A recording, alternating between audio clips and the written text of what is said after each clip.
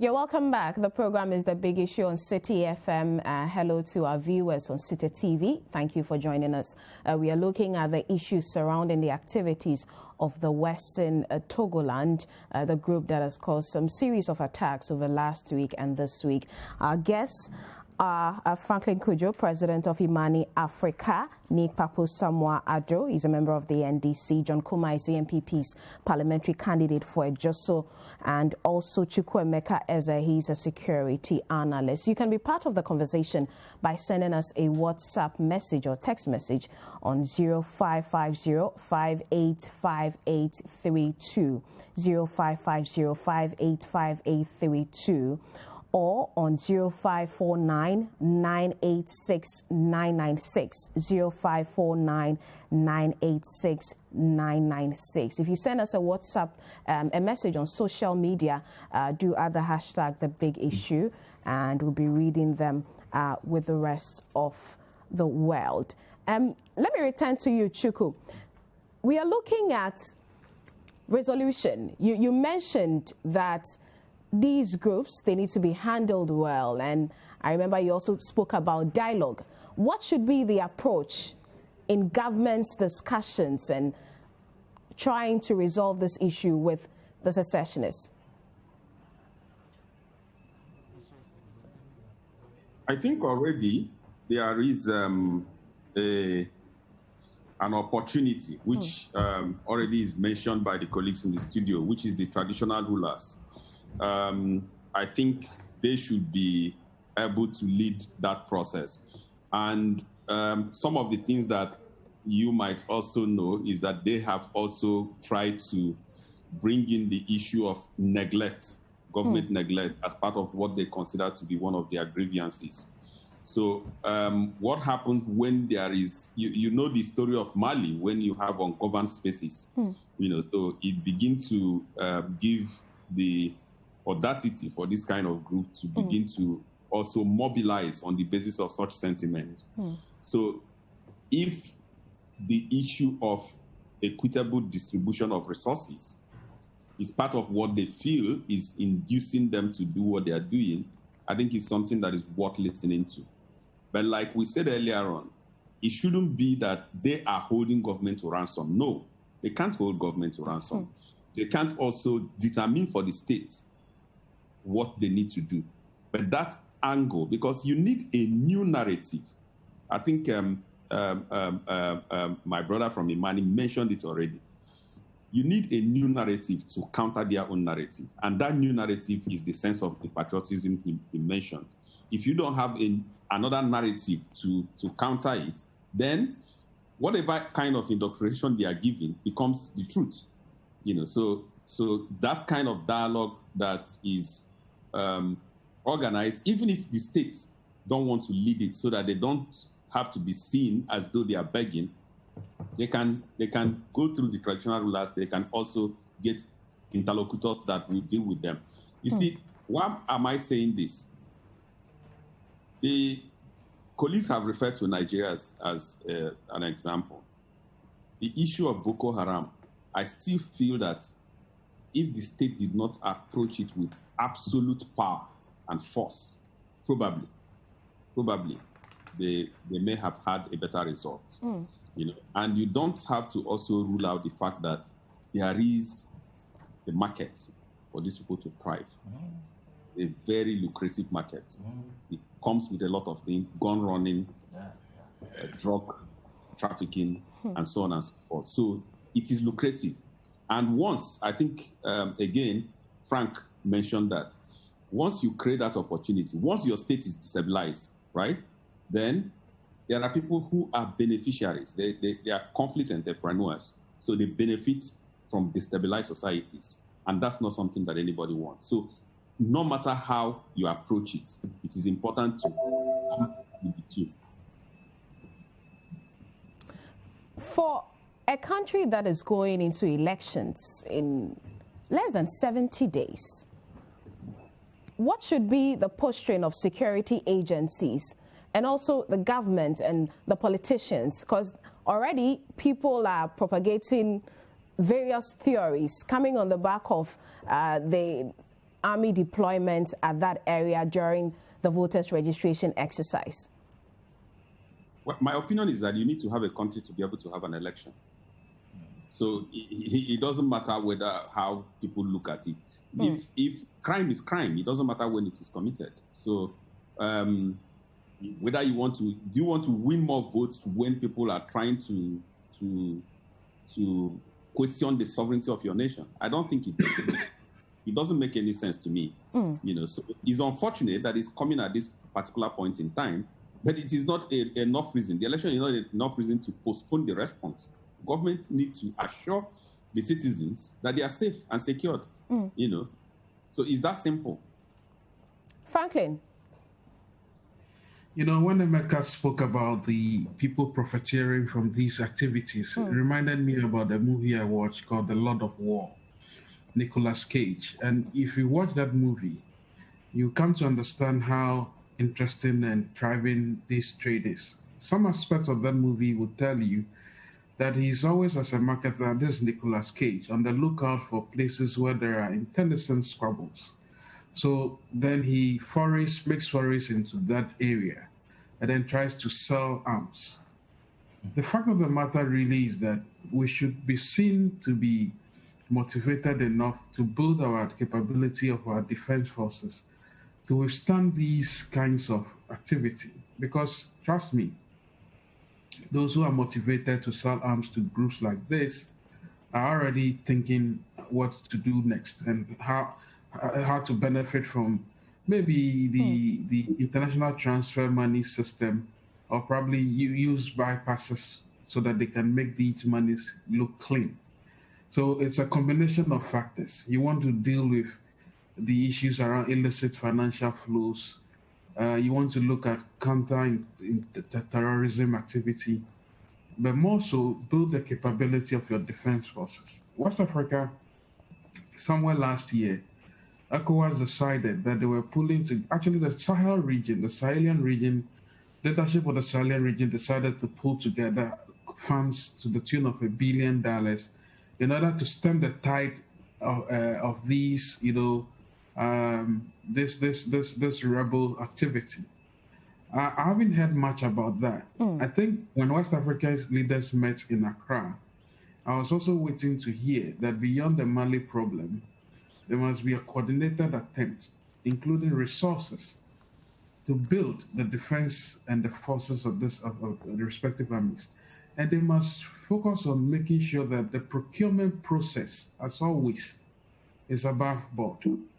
Because clearly speaking, sometimes there are people who these are not people who just benefit from the war, who are external actors, even people in government, not this government per se, but within the sub-region, we've seen a number of army generals profiteering at the expense of, saving livelihoods and lives. So I think it must be a coordinated attempt. There must be no shortage of, preaching patriotism and the rule of law.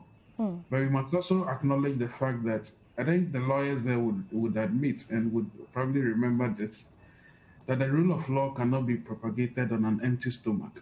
We need to find out exactly why these things are happening, and if they are indeed happening, what is motivating them. Because the moment we decide that we must deal with it in a brute manner, well, then, as Emeka is suggesting, we may be losing the plots.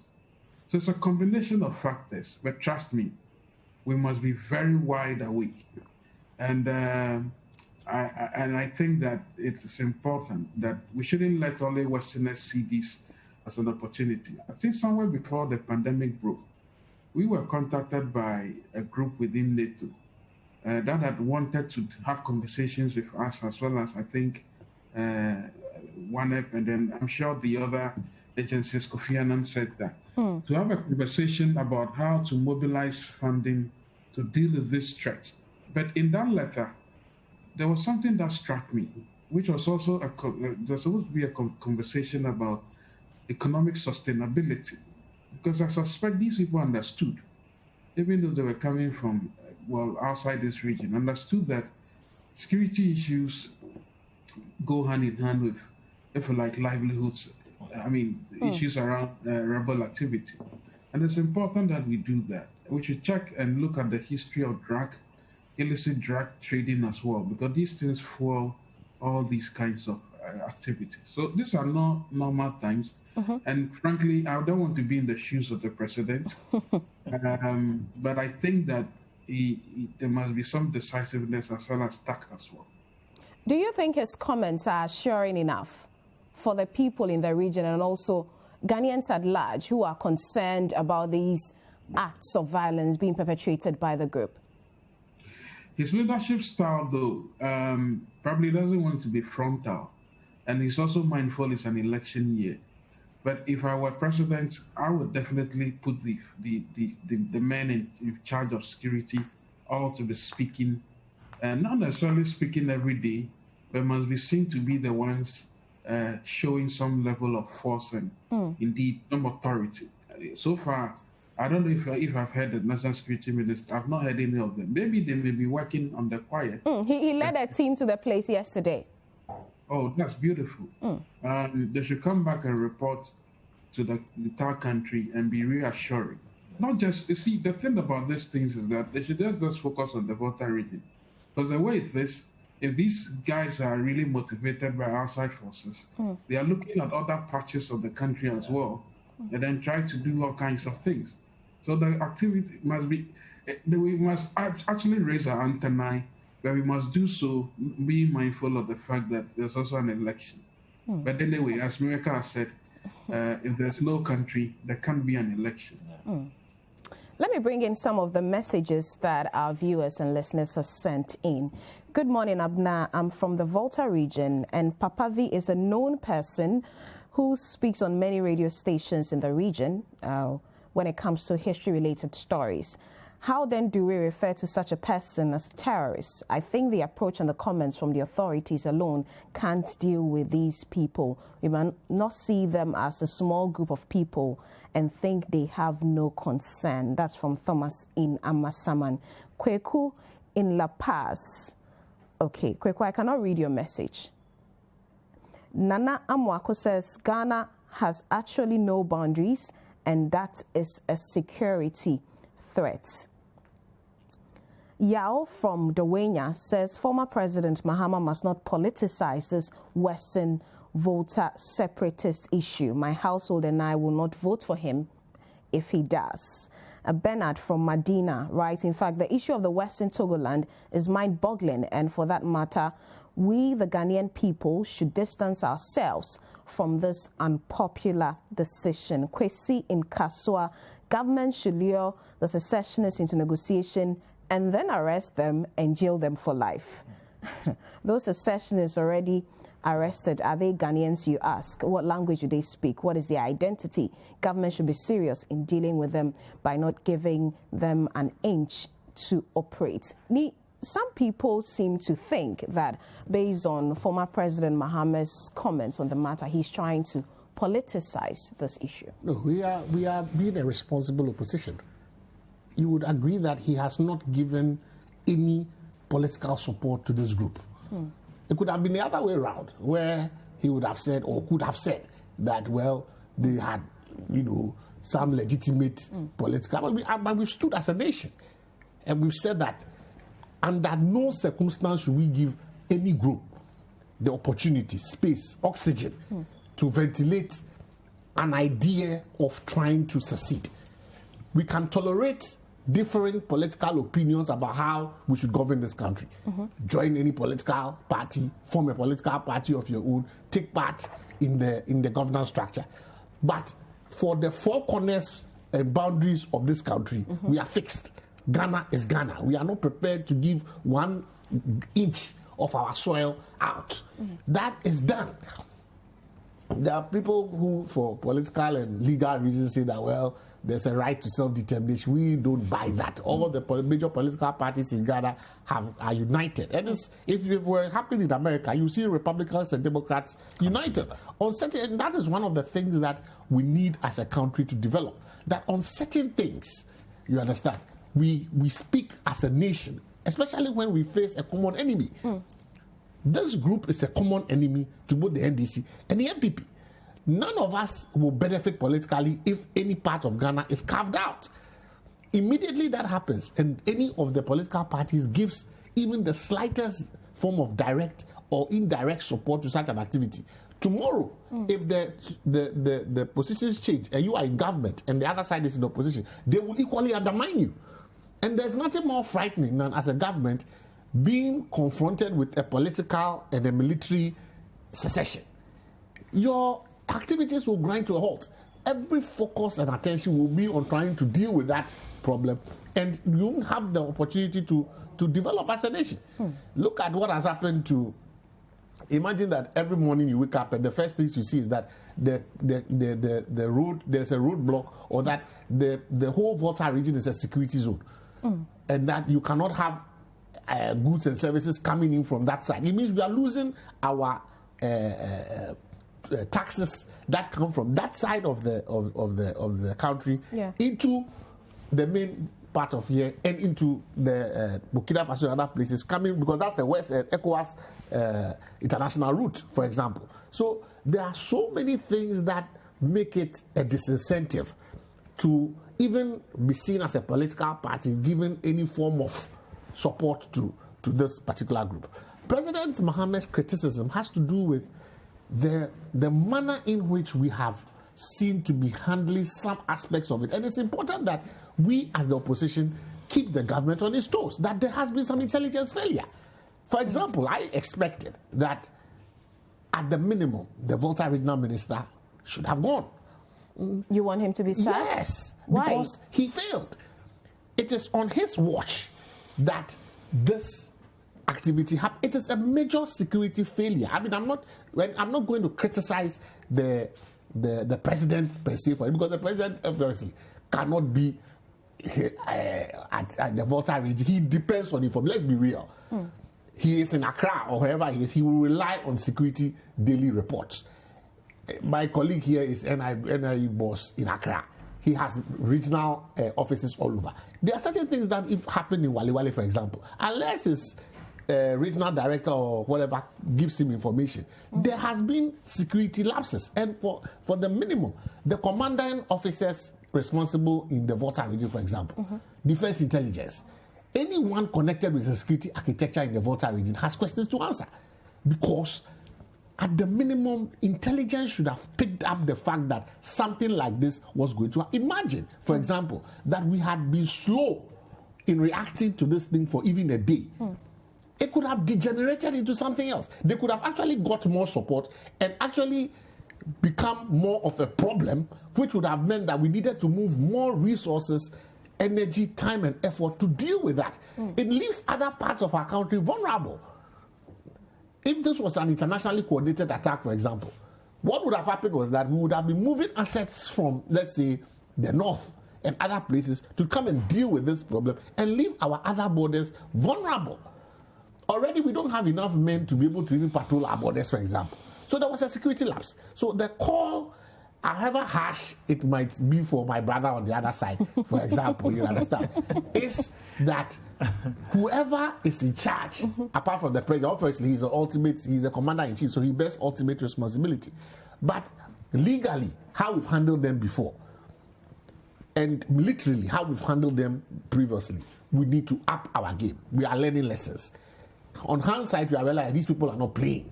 If they just be within a space of 6 or 7 hours were able to cause these kinds of problems, then if we are handling them with kids' gloves, we need to tighten the way we are. But of course, we appeal to our security agencies to not to abuse the powers. You understand? We need to have a balance.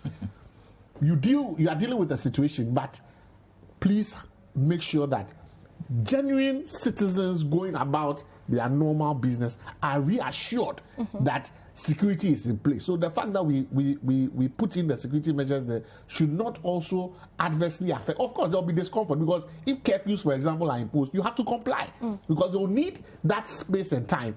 For example, if they put in a curfew from 6 p.m. to 6 a.m., it is because they want to monitor the activities of persons who are moving in and out. So if you don't have any business being at certain places, you shouldn't be there. So there will be the circumscription of some freedoms in which persons in that region must also understand. But we need our security. That is all I'll say to that. Emeka, do you agree with people like Nii who say that the security heads in that part of the country failed in this regard? You see, the problem with security agents and their operation is that they are judged not by the things they've done well, but by the things they have not done well. So it's also possible, and we don't have that hindsight. It's also possible that more attack would have been done in the past, and they were able to dictate and also deal with it. So we don't know that. If you sack heads of security agents, are you saying that you have put in enough facilities in place to help the person coming, or do you want the current people to learn from the mistakes and move forward? So it's neither here nor there. But the other thing that I wanted also to sound as an advice or even warning is that I'm already beginning to hear, I'm not conversant with the ethnic groups, but I'm already beginning to hear the averse. I think the issue of generalization should stop. Identity-based crisis is difficult to resolve. If they keep referring to the entire region as those who want to secede rather than isolate it, it might be counterproductive. You're talking about discussions around the subject outside since it happened and not what we've said so far, right? Not on the studio. Okay. If you listen to the colleagues in the studio, they have specific about very few people. Yeah. But outside of the studio, the things that I'm hearing is generalizing a particular ethnic group, and that for me will be counterproductive. And especially that those who are the traditional authorities have spoken against the issue. So people should also be circumspect in terms of the choices of their words. But for the security agents, when things like this happen, what I know that normally happen is that they sit down and say, where did we get it wrong? So if it is that the commander, for example, got good information and refused to act, then you can have a case to ask him to leave. But if it is that they did not even receive the information, then they begin to rejig the architecture and begin to look at where they have gotten it wrong. So it might also be counterproductive if you ask anybody to leave on this account. That's my opinion. Okay, let's come back to the studio. We have been joined by Adam Bona. He's also a security analyst. You're welcome to the program, sir. Thank you. We're speaking about the issue at length. Let me ask you what you make of how government has managed this whole scenario so far. Well, yes, good morning to my co-panelists and good morning to viewers and listeners. How government has managed it, I would say maybe we are beginning to pick up the pieces and try to do some cleaning up. If not, it has been very abysmal, very discouraging. Why do you say that? I would say that because some of us were expecting that at least we have what I call institutional memory of these people. They just didn't spring up from nowhere. They started from somewhere. So the idea is that the technocrats, the politicians would come and go, but you would have a certain chief director or, the couples who still work around this organization. So one would have expected that if we were following them over the years, proper advice should have been given to the policymakers, given to the leadership of this country. But unfortunately, that was not done. Somewhere along the line, I think AG was negligent. When these guys were arrested and flown into Accra, there was a lot of show, just like we've seen recently. What did we see? The AG decided to go to court and said, we want to discontinue the case. So these guys were, discharged and acquitted, and they were given transportation to go back home. It didn't take too long. They decided to call our bluff and, declare the area in their own minds belongs to them, independent. What did we do? I don't know if I stand to be corrected. But as far as I'm concerned, I haven't seen the police, go into court to ask court to give them a warrant where they sent to Interpol in France to issue a red alert on Papavi's head.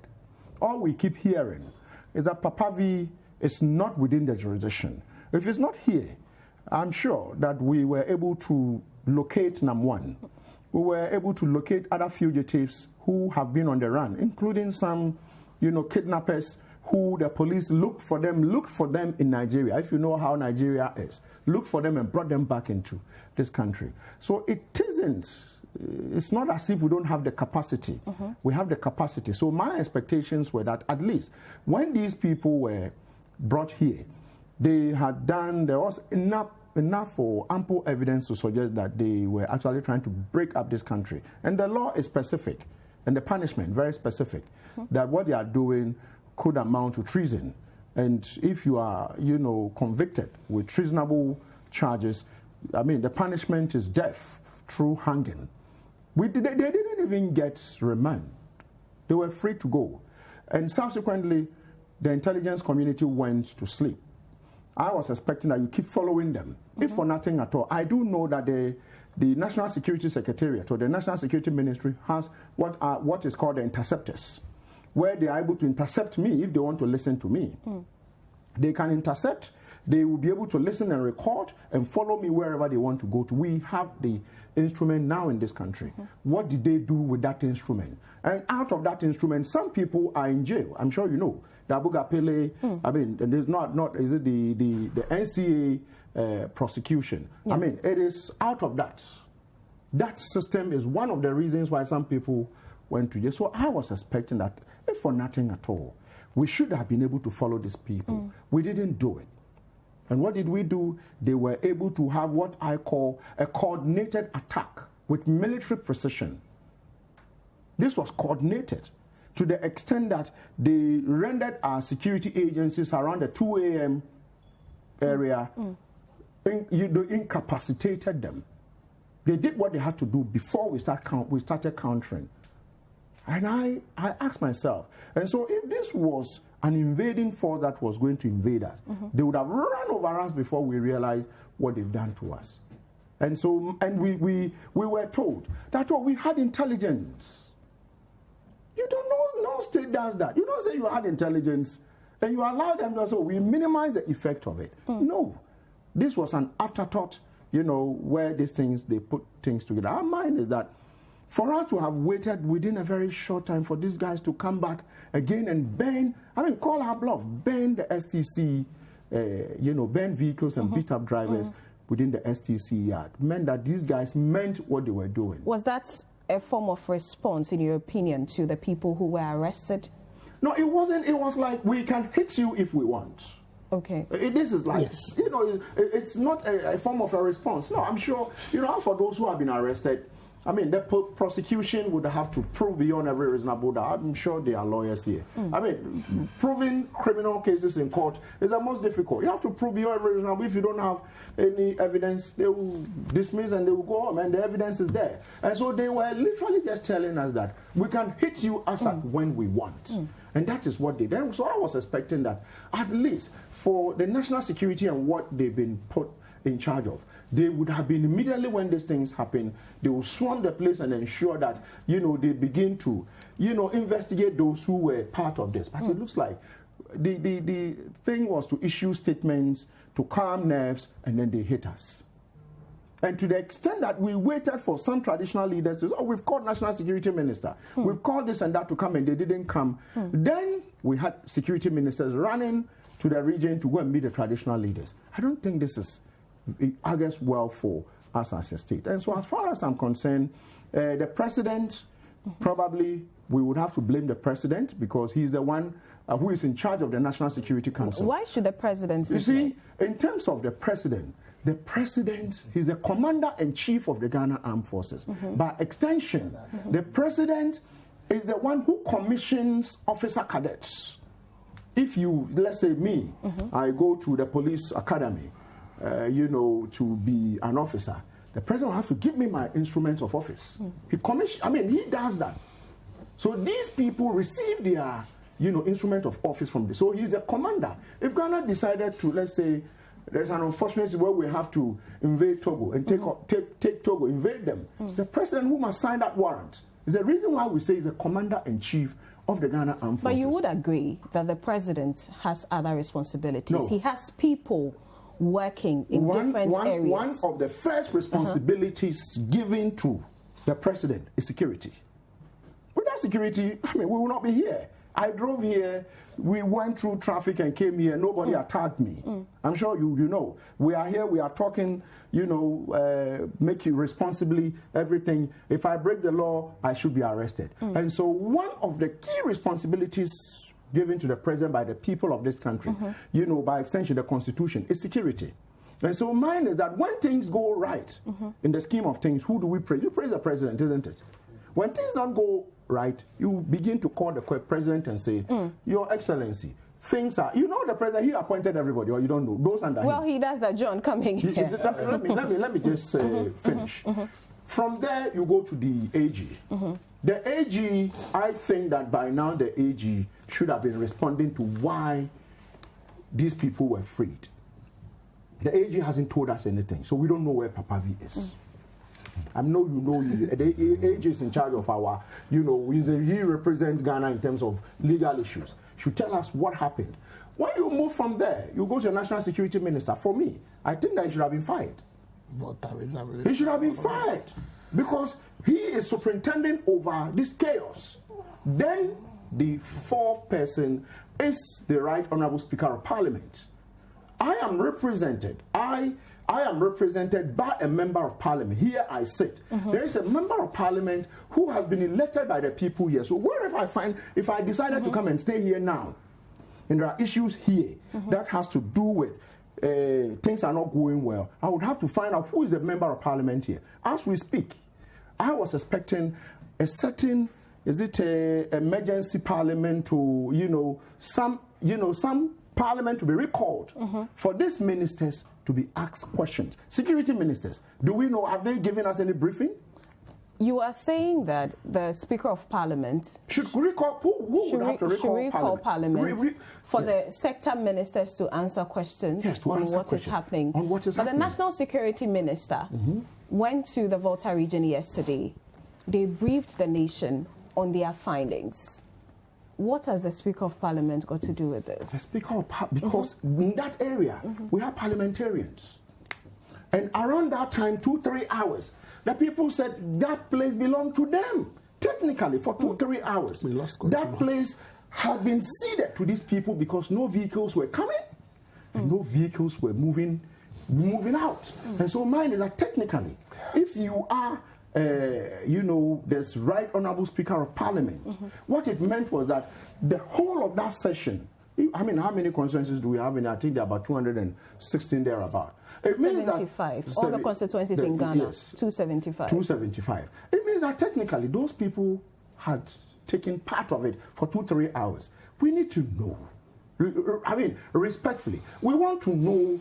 And how do we get to know? Do we get to know from just the security chiefs, or we would want Ghanaians? I am interested in knowing what actually is going on, what measures are being put in place. All we hear is, the communication, Honorable Communication Minister, who is speaking for the ministers of security. But the Information Minister is the government spokesperson. So when they are having, what do you call it, the COVID thing, he speaks for the health people. He introduces the president. So what I'm saying is that... Is there something wrong with the Information Minister speaking about this? See, security is very, very technical, just like health. Let's hear from John on this. I'm a little bit disappointed with, what's the name, Bona? Yes. Seriously, this discussion so far has been on how best we can deal with the security problem without blame game.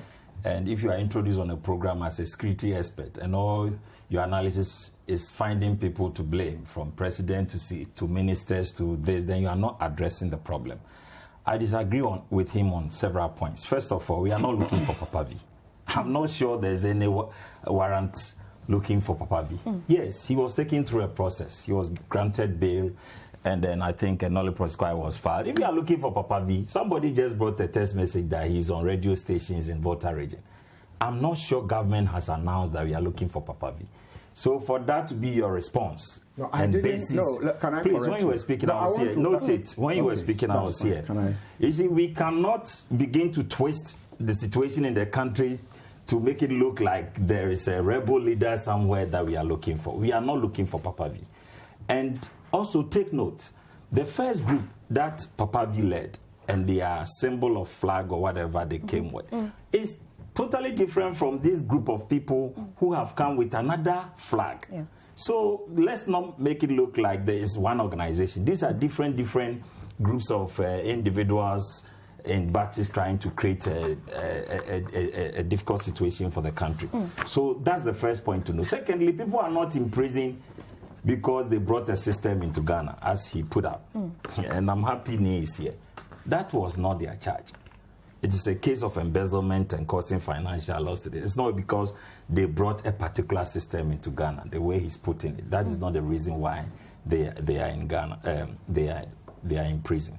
So that's about it. Thirdly, why do you blame the president? It's like we are in Citi FM here. There's just a police station at Tadabraka behind us. And now, all of a sudden, armed robbers plan to attack Citi FM and also attack maybe the Adabraka police station. Because of that, we blame the president. Really? So because we have a police station, armed robbery has ceased in the country, or stealing or rape or crime can't go on. It is the reason why we have the security services in place. And if you look at the immediate response, and look, no matter how many police force we have in our country, 25,000 or 50,000 police force cannot be in every part of the country at the same time.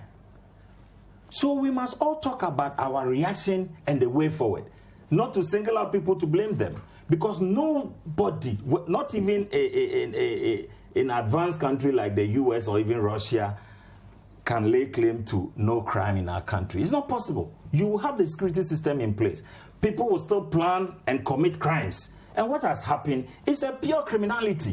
And the security agencies are on top of it. They are arresting people, they are going through processes. And we are all saying that, look, the first incident that happened, because of the nature of the group and the fact that government thought they could use a more reconciliatory approach to deal with it. If, with benefit of hindsight, we are all saying let's be harsh, we can't just go blaming people and blaming president and blaming people for crime. Crimes will always be committed, but we must have a system that deal with it. And we cannot solve those criminal activities by blaming people. If we're a security expert, you tell us how to handle it, what has led to it, and how we can handle it. You don't come here saying you blame parliament, you blame this, you blame that. That we are not here for blame game. We are here to decide how to handle these people better. And I started by commending President Mahama for the caution to the country that if every group now decide to take part of Ghana, there will be no Ghana left. For me, I sympathize with my brother on the fact that I sympathize with him to the extent that you see it's a difficult position to be in because. No, but before you come in, let me finish with the information minister. Every government has their strategy on communication, and who leads the communication?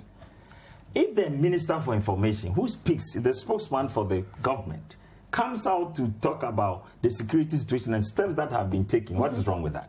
You want to see the army commander, but that's, you see, we have different strategies. The fact that somebody didn't adopt your strategy doesn't mean he's not communicating properly.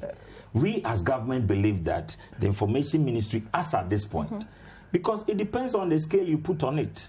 If you compare COVID, yes, it depends on this. And the president has indicated that he is not ready to panic on this matter, which means that, no, don't force it. No, you see, it's not, and anybody who knows this group will tell you, you don't have to over panic.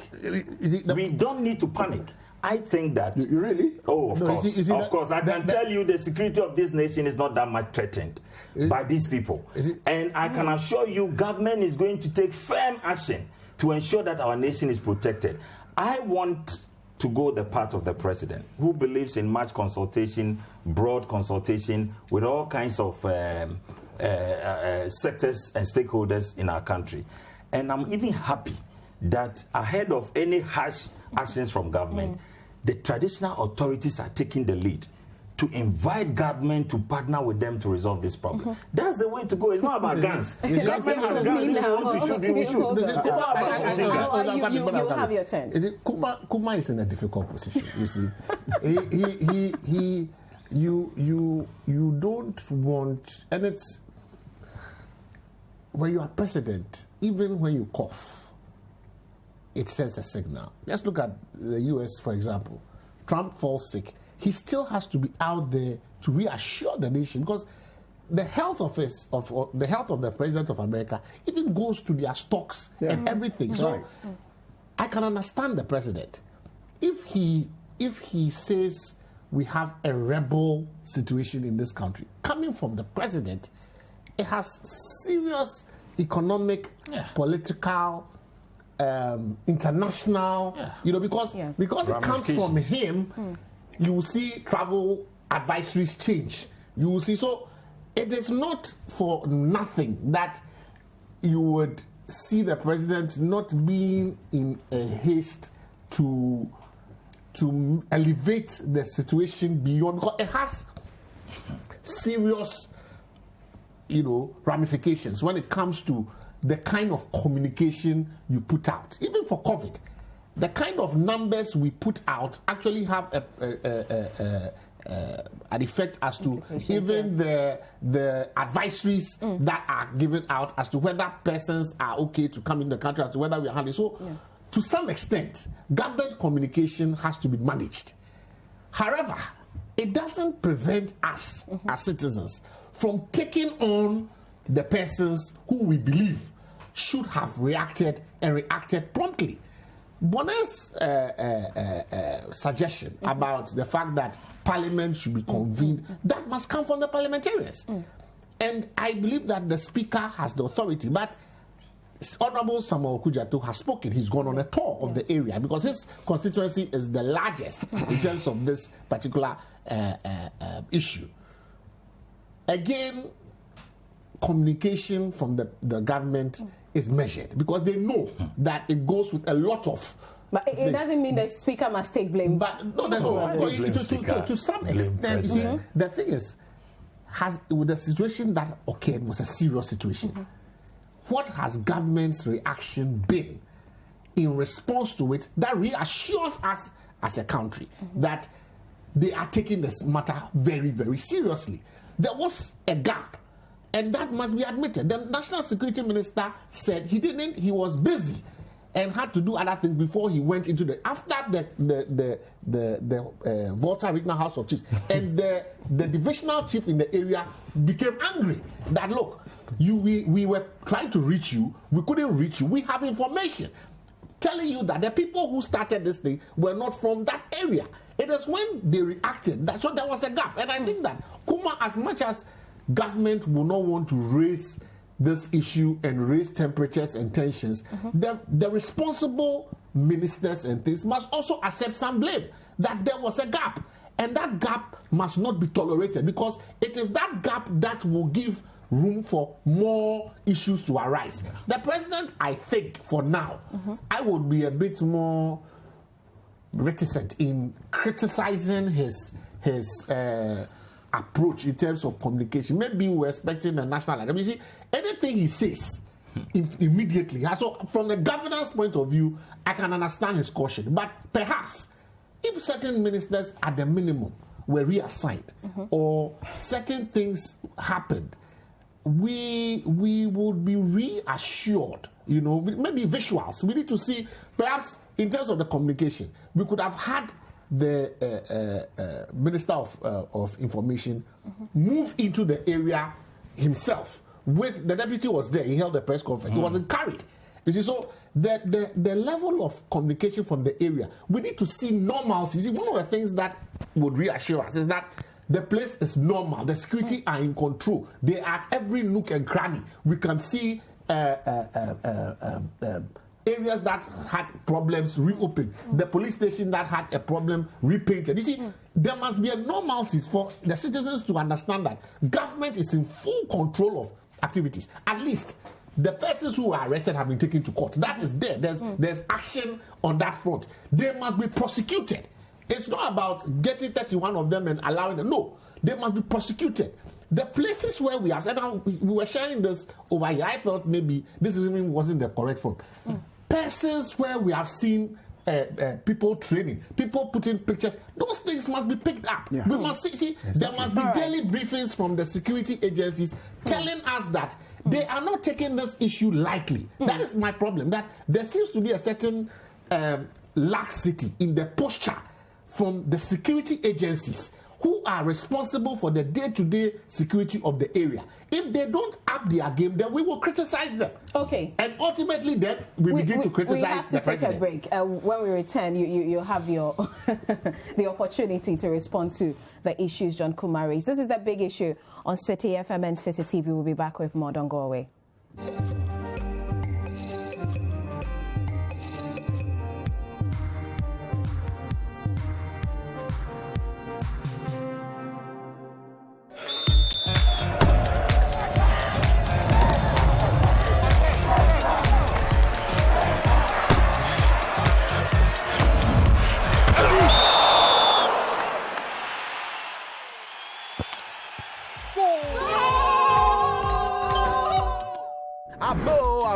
Play the golden goal on Bet Planet today with just 20 Ghana cedis. You could win a Mercedes and 100,000 Ghana cedi worth of prizes. This advert has been vetted and approved by the Gaming Commission of Ghana. Bet responsibly, not for persons below the age of 8. We have new addictive series for you on DSTV. A country invaded, another surrendered. What will America do? So much has changed. No, you've changed. Go, go, go! Love a good British drama. World on Fire's intimate portrayal of the effects of wartime on ordinary people may be your next favorite thing to watch. Or catch Stargirl, a stellar series around a teenage superhero who is a shining beacon in the darkest of times. True crime fans, you'll be fascinated by this brilliant federal agent as she dives into the dark criminal underworld. And join some of Power's most controversial characters in this spin-off. Series definitely worth checking out on DSTV.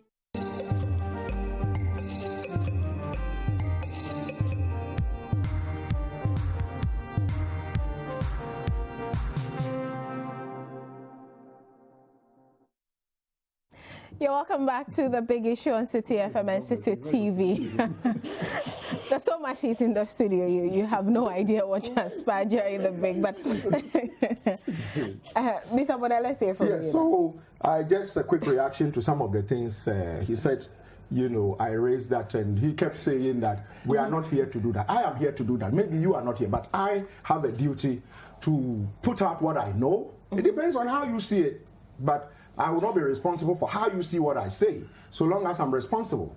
And so mine is that, first of all, he raised the issue of Papavi, and no red alert being issued on Papavi. If you are a country governed by rules and regulations, and someone there says, I've declared independence, and you tell me that as someone who knows what I know, I should treat it as flat. There's no security connotations. After that declaration, we saw pictures on social media of people being trained in some forests, people being trained in the bushes. We were told that, oh, these are Photoshop. It moved on. Subsequently, we started picking information about what these guys are intending to do.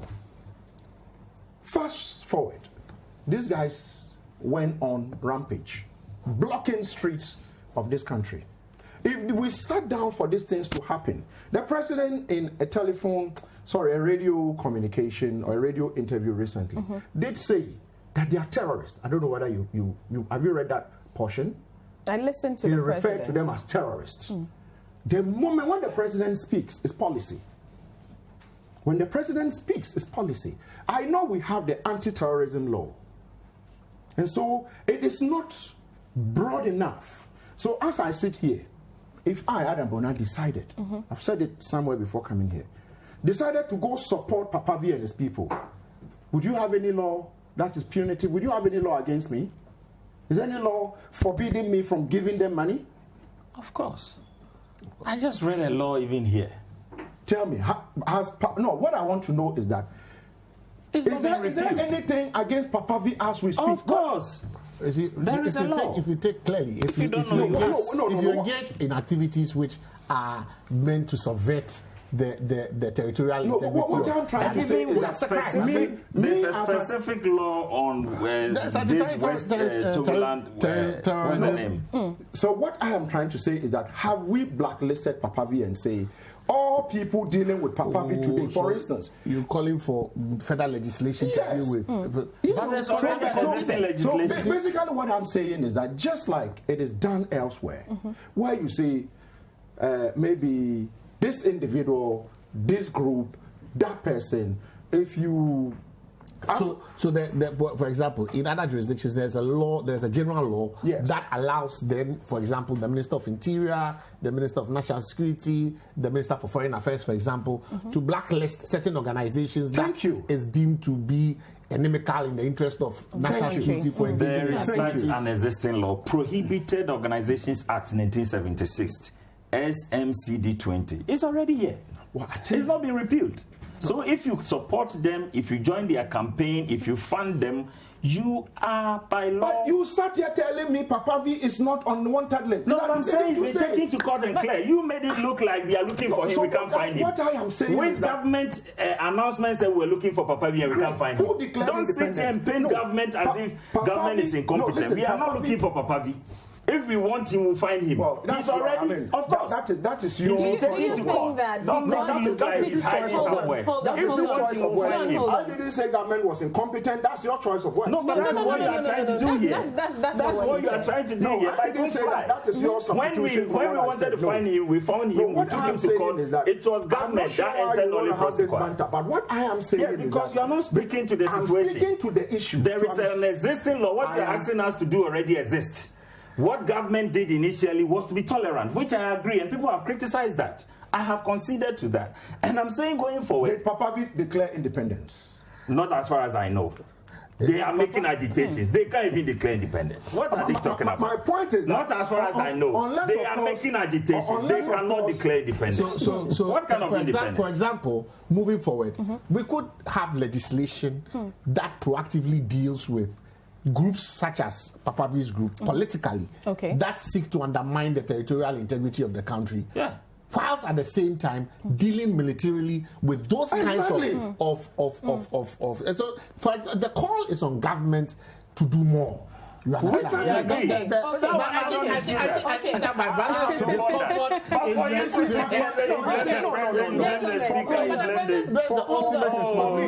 in this matter. Mr. So for you want additional legislation, as Nii has said. Yes, mine is that let's broaden it. Okay. We have an existing law. These guys, if we underestimated them, they have shown us that they are serious. They have kidnapped police officers. They have gone, called our bluff, bent, vehicles that belong to, a state, organization. And we are now reacting. We have always been reactive. And so mine is that can we begin to have a conversation where we begin to broaden the scope, the scheme of things to ensure that, it becomes more punitive. At the end of the day, I think we are talking, maybe all of us on this table are talking about the same thing. None of us, no, wait. None of us is talking about, none of us is talking about what these guys are doing is right. None of us is talking about it. There is a certain, is it Kusikadem or something? Kusikadem. Thank you. I think it's a former NDC. Hold on, please. He's a former NDC member of parliament. I think so, I'm told. Yes, chairman for education committee previously. If you hear him talk, it sends chills through your spine. Because all that he's purporting to do is to actually say that even in the parliament where he served, called the Ghana's parliament, Ghana didn't exist. And he's saying that, these guys kind of should be allowed, literally, I think I heard him on your network, should be allowed to do what they are doing. I think that, respectfully, these are the people who the national security should be asking questions of. Who have they been talking to?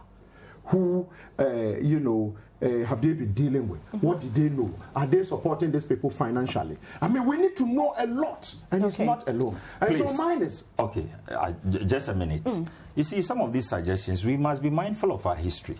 We have gone through a process under Preventive Detention Act before, where we can just presume that when we look at you, we suspect you, we arrest you and go and detain you. I didn't. Please, don't misquote me. The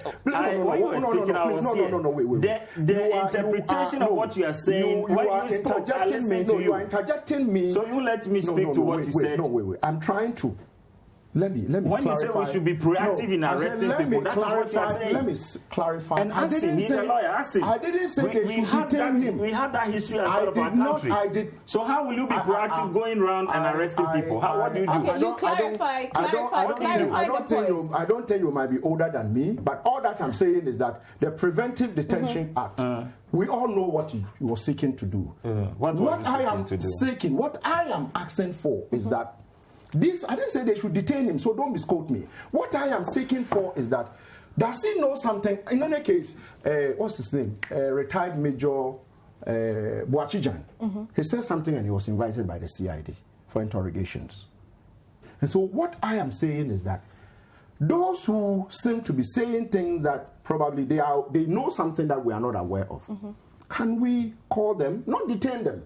Ask them, do we know? But you do not know if government is speaking to these speaking people. To them. And you don't know that. Because Secretariat has been engaged from day one on these matters. These are persons who are still going around. Why should you arrest them and detain them or what? This is a democratic environment. Look, I just want to assure him that as a country, we have enough systems to deal with these matters. And I'm happy when President referred to them as terrorists. Because if you can just go and ban state assets, attack police stations, when you have a means of redress, then obviously you are becoming a terrorist. And that's how we must deal with them. We have enough laws in our country to deal with these illegal organizations. And already, government and the security agencies are dealing proactively with these matters. Previously, maybe we have become lenient. And I've considered to Nii's comment that maybe we shouldn't have been lenient or with benefit of hindsight.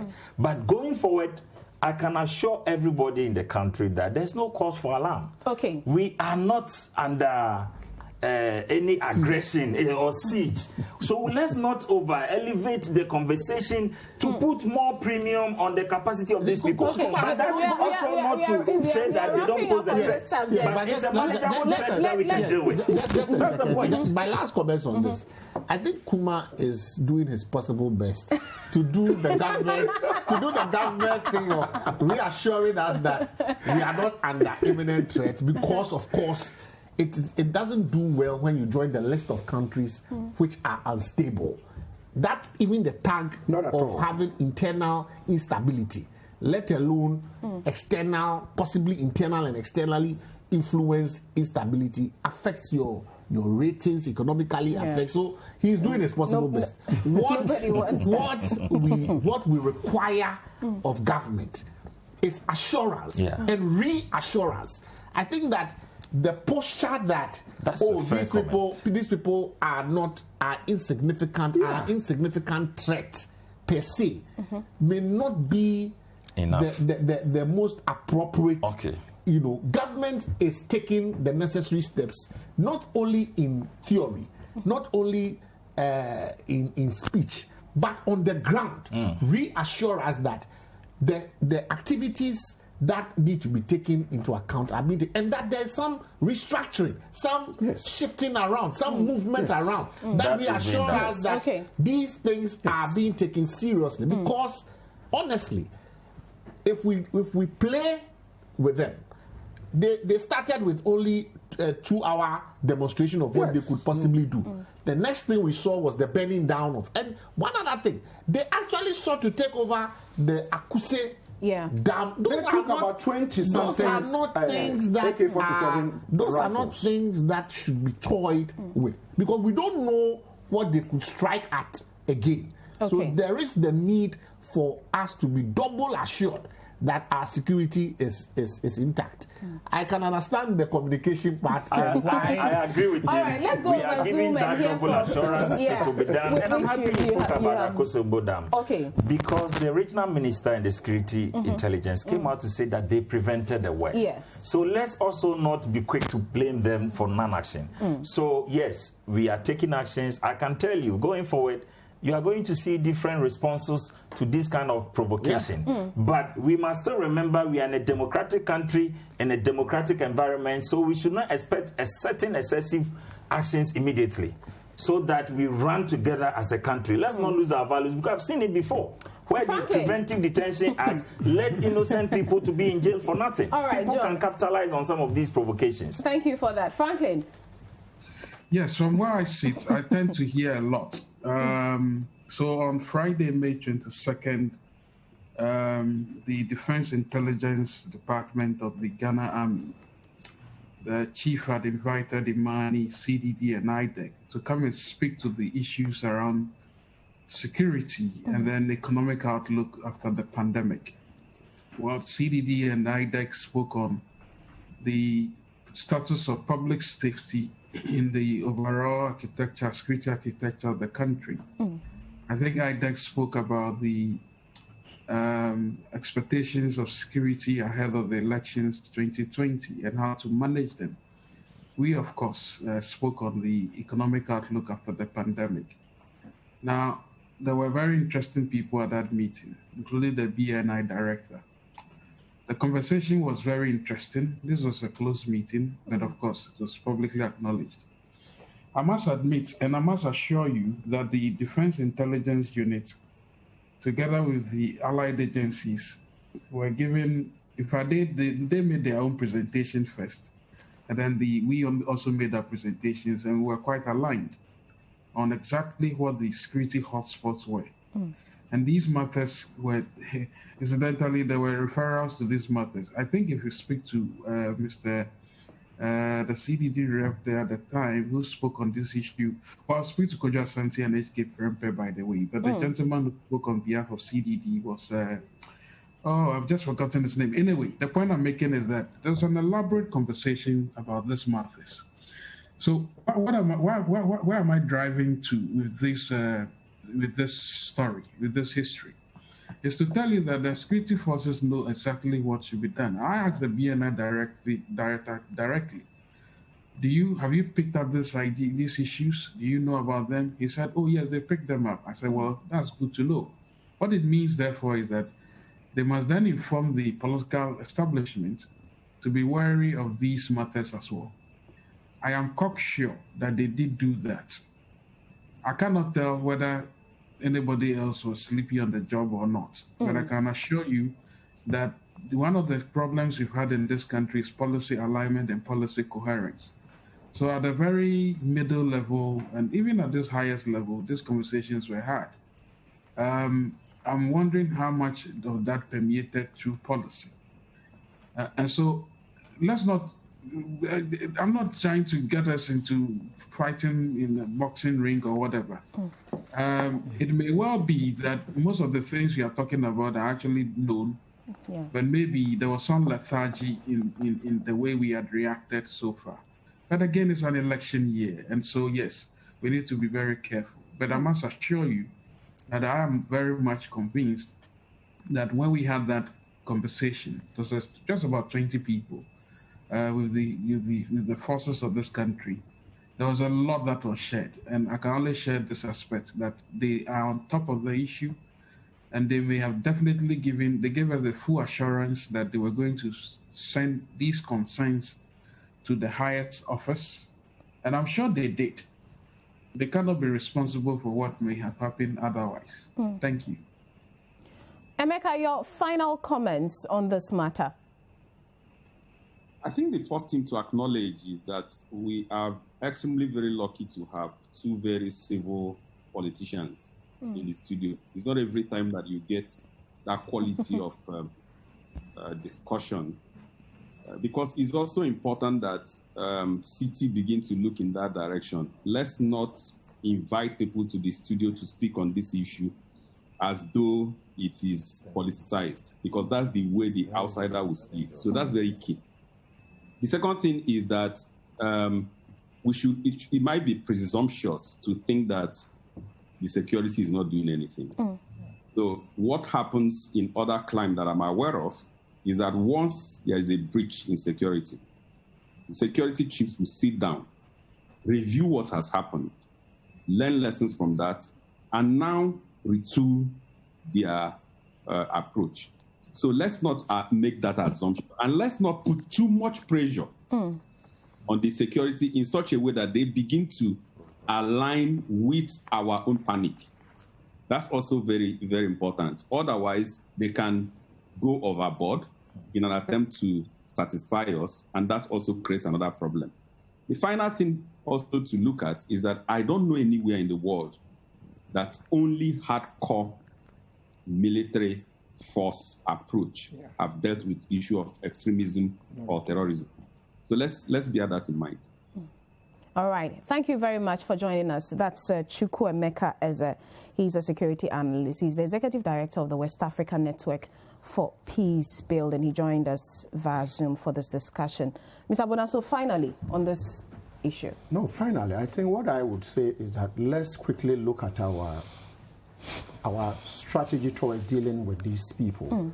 I have heard somewhere where we say we shouldn't dialogue at all with these people. Yes, I wouldn't call for dialogue, but I think that there has to be some conversation, going on behind the scene, whilst trying to tackle the criminal aspect of this case. Because moving forward, if we take just one approach into dealing with it, where we want to go after them, who are they anyway? We might know some of them, but most of them, if you take the case of Osama bin Laden and his people, you get just one person, the rest of them could vanish. And so let's use different approaches. But the most important thing is that let's, our presence on the ground, let's have uniformed officers. I'm sure, speaking to some of the security chiefs, they are assured, myself and my colleagues, that yes, they are going to flood the place with uniform officers.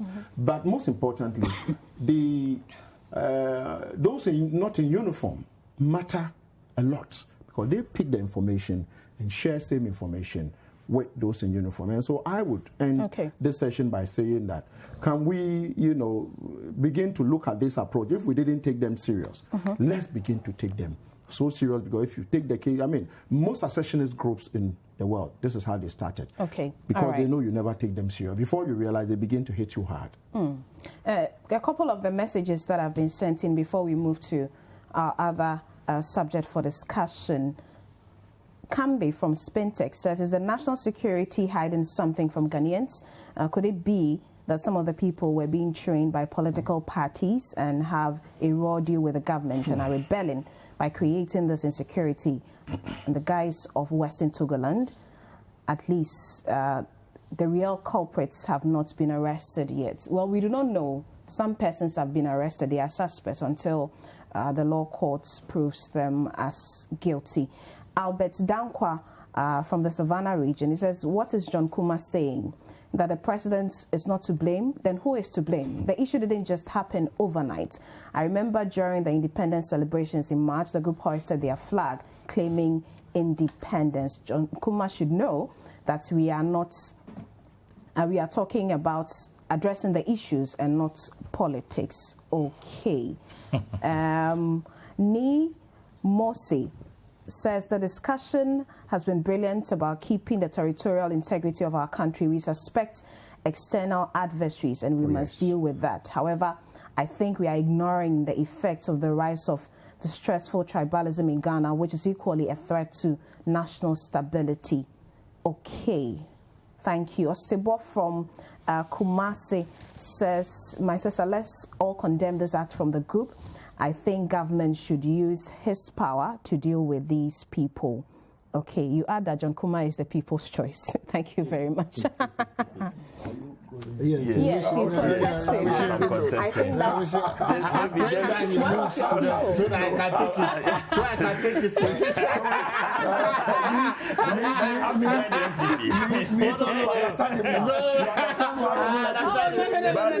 praying for him to be parliament.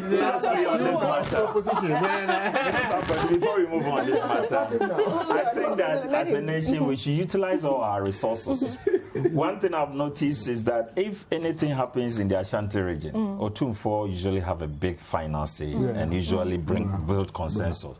In the Volta region, we are lucky as a nation to have the former president, Jerry John Rawlings, who is also highly respected and regarded in the region. And I think that we must find a way to bring him to the center in the management of this matter. You know, the UN picked him to help solve problems in Somalia and where there were conflicts on the African continent. He did his best. So we can't have him here and then internally we are having some of these issues. So we should use all the resources that we have in the country. Okay. We are talking about electoral matters now, and the NDC sued the Electoral Commission over their decision to reopen the voter register system. It did happen anyway. Let me start with Nii on this. What was the NDC seeking to achieve, and it didn't quite end well for you? Oh, there's nothing that has gone on that hasn't ended well for the NDC per se. What did we seek to do in the court and the reliefs that we're seeking? The issues before the court in respect of the elections are quite clear. That at the end of the day, there's a law that guides how elections, in terms of the polling, the opening of registration of persons to vote should proceed. And you must be guided by it. The party noticed that the Electoral Commission, we finished with the registration process, we are actually exhibiting the provisional register as it is.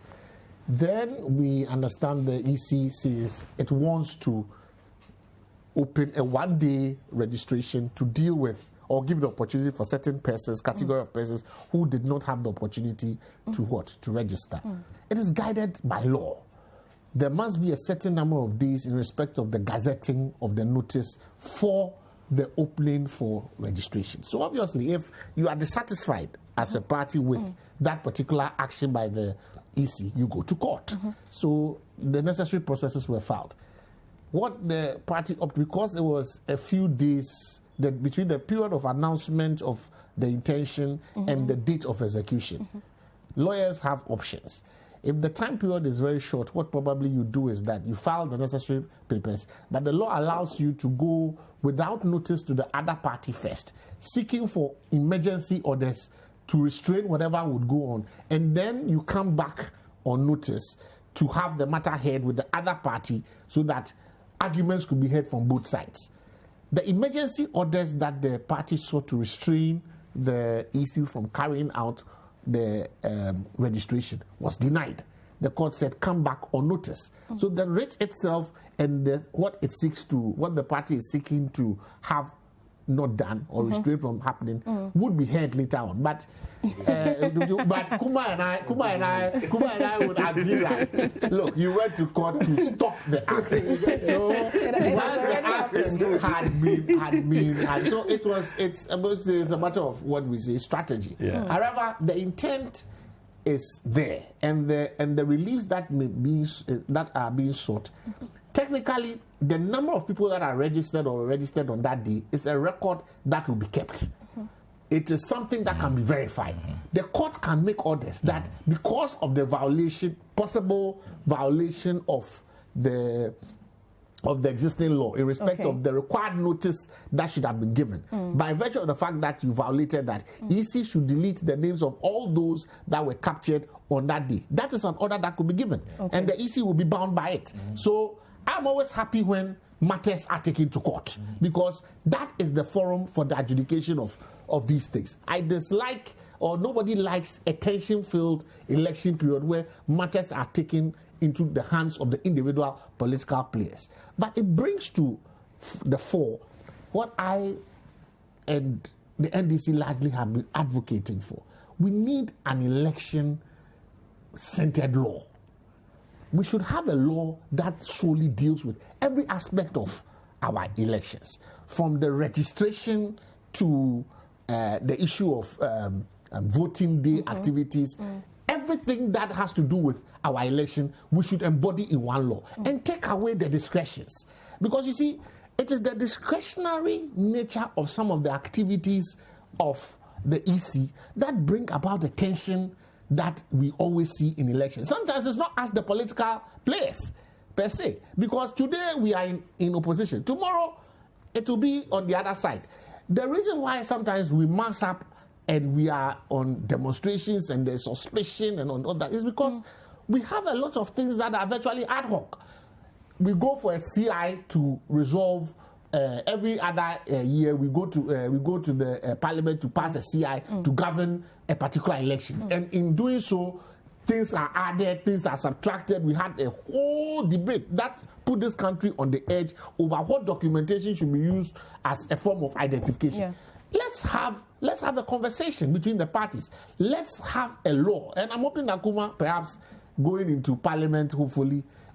One day. But you think such a law would work? It works because you see, knowing how majority minority votes. The difference between us and other jurisdictions is that they seek to address issues that come up by legislation. Oh, yeah. If you look at the UK, for example, every time they are faced with a problem, they go to the law.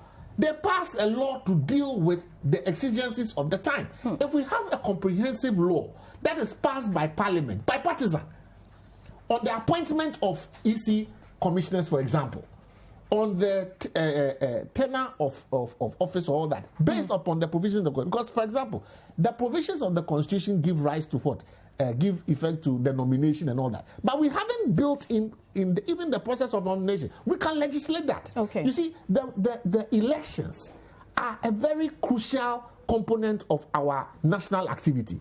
It is a one single activity that, if not handled properly, can take this country on the edge.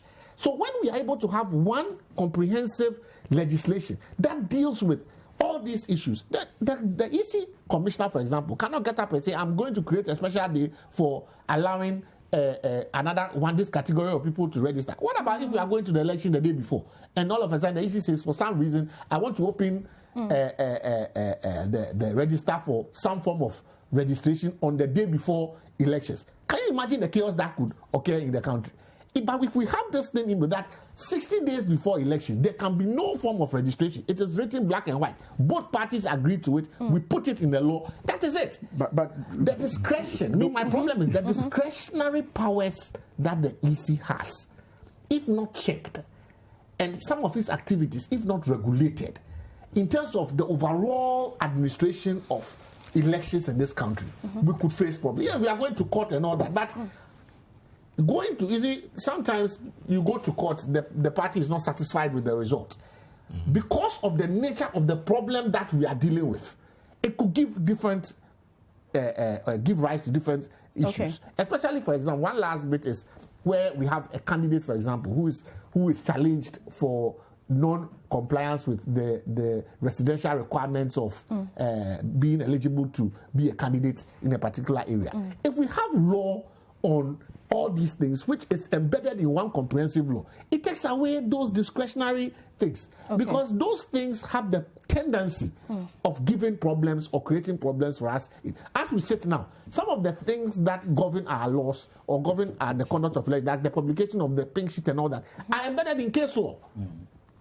They are not even in the CI. Some of the things that happen on election day, some of the documents that we use, some of the things that we use are actually things that have emerged out of what? Case law. We are having a situation where the EC potentially is saying they want to even close the polls at 4 o'clock instead of 5 o'clock, for example. All these things are things that if we have in the law, it will solve a lot of these problems for us? Well, I agree to some portions and don't agree to certain portions of the discussion. There is generally a law. I mean, if you look at the Representation of the People's Act, the PNDC law 1992-284, we have certain laws, but we have moved on over time. So maybe he's talking about amending some of these laws. And then also his concerns about the EC opening the register to register more people when it's too close to an election. It's already provided for in the Act, in the CI, that if you register, I think 30 days or 40 days before the election day, you cannot vote. But it's your 60 days, eh? Yes, 60 days. It's 60 days. 60 days. You cannot vote, but it is your right to be registered. So let's not put the two together. It may create. But Kuma, the problem that you have is that we have case law that says that even up to election day, if you are an eligible person to be registered, you can go to court and get an order to be registered and be given the right to vote. And I was in court recently where someone who was denied by the EC, you understand, for purposes of registration, the view of the court was that he has a right not just to be registered, but he has actually a right to vote. And they used the Tenadi case, which was saying that you cannot use a subsidiary legislation, whatever it is, to seek to take away, because the right to register is linked to the right to vote. So a mandamus was issued not only for the person to be registered, but the registration automatically means that the person can vote. You can see the kind of chaos that we could, where a CI is saying that you can register, but for purposes of the vote, you may not, but you can go to court and get a mandamus that will compel the EC to vote, to let you vote. But that will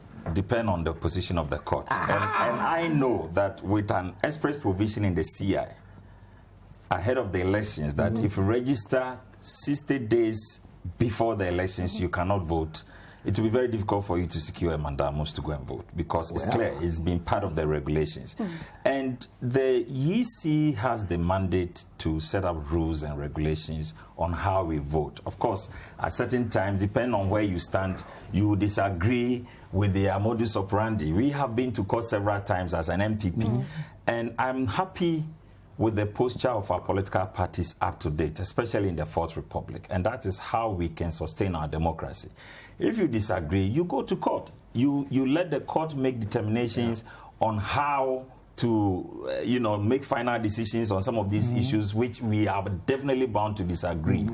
And I always thank His Excellency Nana Akufo-Addo, as a member of my party, for going to court in 2012. Because the lessons we taught, if we learned, even though we didn't win ultimately the court case, it taught us so much about how elections are run in this country, and how even you can be declared by the count and not declared by the written pin sheet. So many things have been learned through the court process in our country. And I am happy anytime there's a disagreement, a political party wants to go to court. It's their right to do that. Let's encourage more of that. And if we also seek to... if we want to legislate every action of the EC, it's not possible.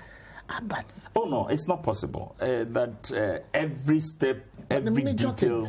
Well, some of them are not so major. I think that, of course, we have right to disagree on some of these things, but you cannot definitely legislate every actions of the EC. You are bound to give this. Even the courts, much of the decisions are based on discretions. You can't definitely say when you do A, it should be B. So some of these disagreements, but the important thing is that let's accept to disagree as part of our democracy, and when we disagree, let's go to the courts, and let's also commend the courts. They've been very responsive in terms of their decisions. There was one thing I wanted to add, that we should also ask the judiciary and his lordship to give us specified courts on electoral matters. On electoral matters that can sit, at any 24/7, and also designate, for example, the Court of Appeal at the minimum. To have a 3-member panel that can deal with appeals instantly. And I think they did that in the last election. Remember? Yes, with the CJ setups. So it is there. And like I'm saying, we should encourage it more so that we are able to resolve our issues in courts and not by cutlasses and burning of state assets. I know you want a bite on this, yes. but whilst saying that, we'd like to know from you how we can handle these electoral matters in the midst of all that is happening in parts of the country so that they could not degenerate going into the polls and will not affect our security. Okay, so probably I would want to, on this, I think that the court is there, and so I would want to, because if we have to probably go the extreme way of trying to amend everything, have per what Nii is saying, if we are not very careful, we'll get to a point where there would not, people might, the room to probably go and seek redress, if it's not there, people might resort to using other forms of doing this. And so I would say, once we are not happy, we should go to court. Because the truth is that whatever it is, the two parties never agree anyway. They agree on usually just very few things. But when it comes to election, the biggest car and all those things. And so mine is that if these things go to court, then people will be advocating more for themselves. And if the MPP has majority in Parliament, I can bet you that MPP You don't think we'll ever reach a common ground? I'm being very honest with you, because as we speak, on electoral matters? You've seen some of these things in IPAC or whatever they call it. Even recently, recently, to the extent that I had a shock when I was told that somehow the smaller parties are being influenced by the bigger parties. And so to at that IPAC? No, at IPAC, and even who becomes they have a collateral interest to have alliances and all that. And so mine is that, in summary, what I would want to say is, if we are not happy, in any case, 2012 we went to court. I mean, as a nation, we had to go through 9 months or 8 months of court hearing. So let's do that. I think that is helping. But I think that, as far as I'm concerned, the two parties, depending on who is in power, would agree with EC or may not agree with the EC. Just like, depending on who is in power, would not agree to the police or would agree to the police. And so, let's go to court when we are not happy. I mean, for me, this is what for example, my brother is standing for elections as a member of Parliament. The processes for challenging results, for example, should be said that the court rules, if the declaration is done today, if you have a protest, file it within 24 hours, for example. If you fail to file it within 24 hours, you lose your right to. So, you see, those are some of the amendments. How possible? It's already provided. You can file within 21 days. How is this possible? No, it's already provided. When we know how the scheming goes. It's already provided. The point you always seem to have suspicion. There's no scheming. Let me make this point. The issue about lingering election disputes. You may talk about the 21 days, but that would be after, for example, the person has been sworn in, for example. Those are and we had a situation where somebody actually was in Parliament for 3 years. After when the term was over, the winner, George Amu, was declared as winner. And that was a serious blight on our. If we are not careful, the technicalities that go with taking advantage, we are lawyers. If you don't put time limits on some of these things, these technicalities could drag. Election in other jurisdictions, presidential elections have a time period within which the judgment is even supposed to be delivered. Kenya, for example, they delivered it within a certain time frame. I agree. And so, when these things don't drag, they bring about certainty. Imagine that if you are a contestant to a parliamentary election, what are your disputes? Either there was an overcount at a particular police station, there was whatever it is with the problem you have, let's say, even 48 hours. Bring your issue before court. The court has another maybe 48 hours to give a decision. It means that Kuma, after his election, within 1 week, knows he's the legitimately declared winner of the election. It's done. He's sworn in, and there's no carry on. Because that 9 months we had a presidential petition cost us a lot of things in this country. You don't need those kinds of. So that's a comprehensive review of our election laws is important. It will help us to develop as a country. Let's hear from Franklin on this before you come in, Adam. Well, let's not pretend that the EC has superintended a very fluid process. Positively fluid process. I'm surprised we are discussing something else. The fact of the matter is that this EC has been incompetent by design. And it makes me wonder that the only reason why we are getting to this stage, irrespective of what the lawyers are saying, that there is some lacuna or there's opportunity for to vote and be registered and vote at the last day. That's not what is in contention here. What is in contention here is the EC having bungled the entire process, verification, biometric process, and has been found out and is trying to make up. And in the process of making up, it's still stuck in its obstinate behavior of not engaging parties, which is the only reason why one party went to court. Look, I'm saying, and I probably am no mean authority, but nobody seems to be stalking, and we don't want to be said, we don't want to be vindicated, or we are not full out on the vengeance. But when we started this campaign, that the EC's methods were not just draconian, they were arbitrarily draconian, but had a tendency of making a simple exercise like this look very, very amateurish. And so for me, all that is happening with all this data glitch. Imagine the PR that came out recently that the machines were registering people and assigning them numbers that had already been assigned. This is a clear case of failure and a colossal financial loss. But they were able to detect that and correct it. Yeah, but that's the point. You see, this is the issue again about Ghana. They detected what? The last elections, there were processes where you need to do deduplication. This EC has not only done that yet, but has not even done that with the parties as well. So they are just telling you story, like the Nigerians will say. They find out, first of all, they don't find the problem themselves. You find out the problem, you tell them, they say, oh, you are engaging in some fictitious, imaginative story. Then they try to fix it, and incompetent as they are in fixing it, they leave all kinds of trails. I only hope that the elections will go well.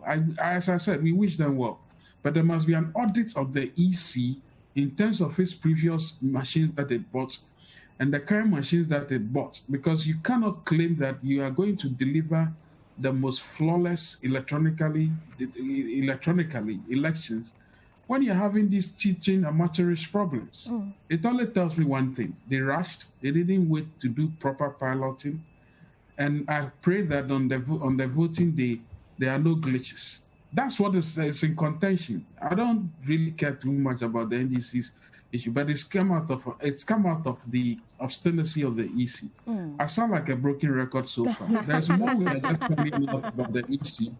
No, there's more we are just finding about the EC, that they were procuring a lot more of machines even after procuring the biometric machines. Will be coming out shortly. Let's not joke with this thing, by the way. It's really, so for me, let's not make it look, and again, this is the only thing, but while I admit that I suspect the judiciary didn't help us at all in giving the EC this unfettered access to discretion. Discretion in the hands of an incompetent lot can only breed chaos. I pray they are successful, by the way. Thank you. All right.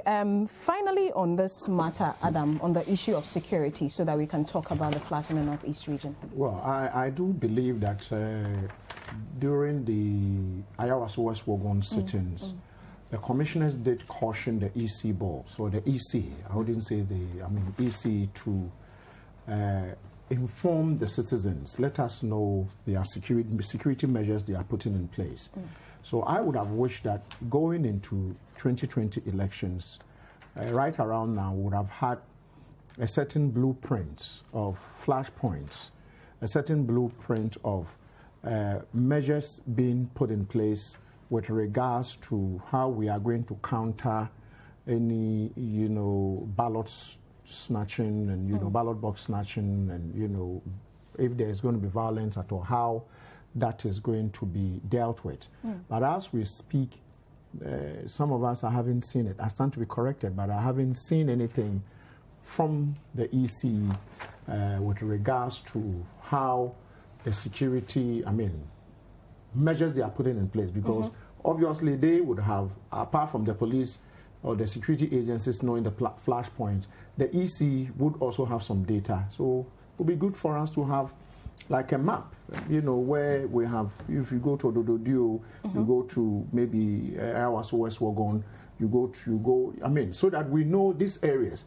So that once we begin to mention these names or begin to put them out there, those in that area would know that, okay, the EC, or together with the security agencies, are going to put enough measures or enough resources into these areas. So it will be a no-go area if you wanted to foment trouble on the day of election. And one other thing I've raised has to do with, can we have, specific emergency numbers for, security-related matters? So, for instance, on the 7th of December, if I go to the Issa Dafiama Buse constituency to go vote, and I get there and there's some confrontation, usually you would have 1 or 2 police officers who are sitting down, because usually, we don't have widespread confrontations. So, but then you get there and there is confrontation, all-out fight. Who do you call? Do you call the 18555, or who do you report to? Are you going to call the normal police emergency line, or we have specific number that the citizens have been informed? This is the standby number. Call this number so that we can respond. These are some of the measures I think that will be reassuring when it comes to confronting the security of, the elections. If we don't do that, we have suspicions and counter-suspicions that something could happen. I believe that since 1992-93, we've always had this. But I do believe that at the end of the day, 7th December will come and pass, and Ghana will still be standing. That is my belief. All right. Before we go to the flooding situation in the Northeast region, just some messages with regard to the electoral matters. Okay, it is crucial to send matters relating to elections in Ghana to court to ensure that things are done within the confines of the law. It's not about NDC or NPP, it's about Ghana. That's from Mahmoudou Sadat in Wale. Okay. All right, I'm unable to retrieve more now. So let's just move on to the flooding situation that occurred in the Northeast region. Now, just when residents were recovering from severe floods that eternally displaced nearly 14,000 residents, they were hit with another round of heavy rain on Thursday dawn that left hundreds of people homeless in 3 communities. Let's bring you this report from our correspondent there, Maxwell Sook. The situation is grim in 3 communities, Gagbini, Dimia and Banawa in the West Mamprusa district of the Northeast region, as residents are still counting their losses following floods that hit the area in the early hours of Thursday. The residents say the effects of floods were intensified by the collapse of dams in the nearby communities, and lots of people are displaced after their homes were destroyed. Livestock and foodstuffs were not spared in the episode. Some of the affected residents shared their despair with Citi News. We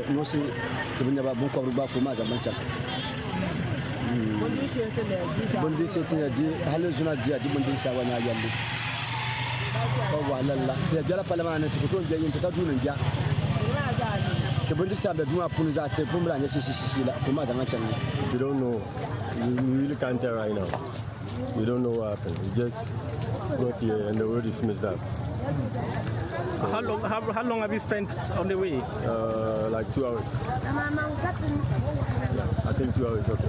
A rescue team made up of officials from NADMO and the district assembly evacuated children in the affected communities to safe grounds. We are here this morning to see how the problem will be resolved. This is a natural disaster where we don't have any solution as we speak. We are calling on the experts. I've called the regional minister, then the regional NADMO directors, and I've also informed the headquarters accordingly. Who are also looking at how best we can even divide the route where the water can pass to the other side. But with that one, we have to seek permission from the highways authority. There were others who managed to find safety by the side of a road and in a church building, with their belongings.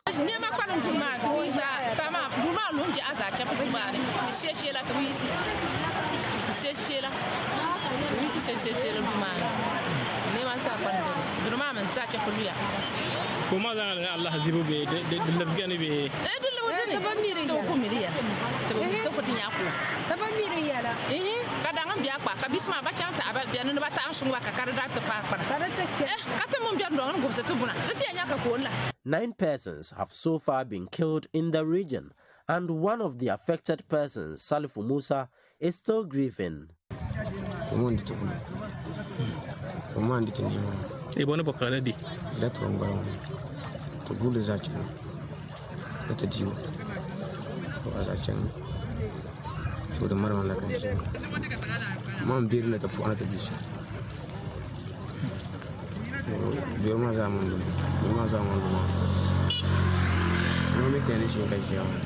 All right, so that's the situation there in the northeast region.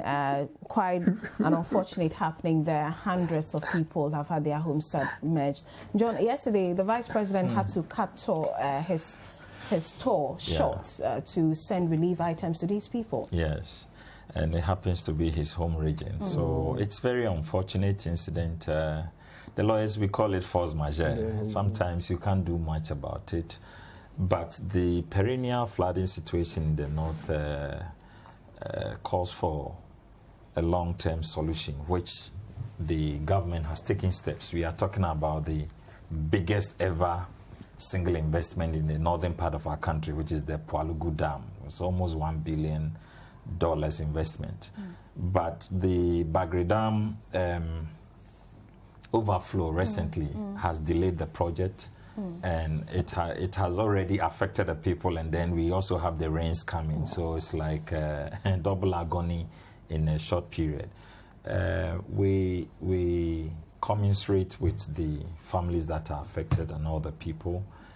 I hope that the NADMO and all the relief agencies will be able to put some items together to go and support them. But in the long term, we need to have these dams properly done to control this level of flooding that we keep seeing in the north. And it's also one place that sometimes rain is a blessing, it's also a curse at the same time. They need this water to do their farms. And at the same time, when it comes, it overflows and also creates much instability for them.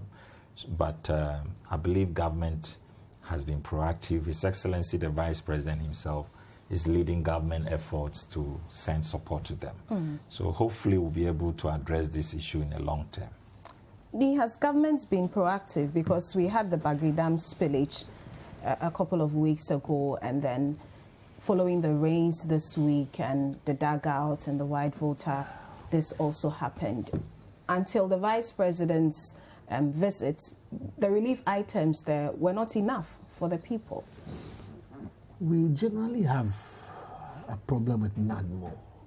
Change the name to authority, do whatever it is. If you look at the US model, for example, where you have FEMA, there's a recognition of the need for a response mechanism or structure that has a certain, and that's why it's under the office of the president, for example, that is structured in a way and decentralized enough to be able to deal with any form of natural disasters, you understand, and has a mandate that is both reactionary and preventive at the same time. We need to look at our whole response to natural disasters. Do we need to restructure NADMO, for example, in such a way that we don't, you see, with this ad hoc way of responding to some of these natural disasters, there is no natural disaster that affects us as a country that we don't know about. From earthquakes, possible earthquakes, to flooding, to what have you. We seem to know what the problem is, we know the causes, and we know the remedies. But our response architecture does not seem to have been robust enough, does not seem to be well structured enough to deal with it in such a way that you don't need the tokenism of the vice president moving it. Those are things that are symbolic, because we just need the authorities to be able to have an idea. I mean, the political authority must have an idea of what the situation is, so that the response could be either upgraded or could be changed around or moved around to respond to whatever it is. In other jurisdictions, they have a volunteer corps, for example, that is like a paramilitary, a standby force. Those things are things we should look at. They are best practices. It calls for investment, you see, but we should have it in such a way that these are things, or these are institutions that are depoliticized. They are not job for the boys, because it looks like some of these institutions are institutions where both parties are guilty of. We put people in there to make up for parties, show up the numbers, find employment for party foot soldiers and all that. It's about time, for example, if we are looking at professionally training persons who have skills in responding to natural disasters, so that we staff this to the district level, so that every district has a response team, not just stockpiling corn and bear sheets and what have you, but actually having persons with the know-how, technical know-how to deal with and perhaps back it up with some form of military training or military backup. These are so that they are paramilitary volunteer teams, but have the necessary capacity and training to be able to deal with these as frontline emergency. It will bring down the kind of numbers we see in terms of the mortality rates and those things. And I think that it will be a better way of handling some of these. It's an unfortunate situation, but it's an opportunity for change, I think, in dealing with some of these natural disasters. All right, let me take my final break, and then we'll hear from Adam, Bona, and Franklin on this. We'll be back.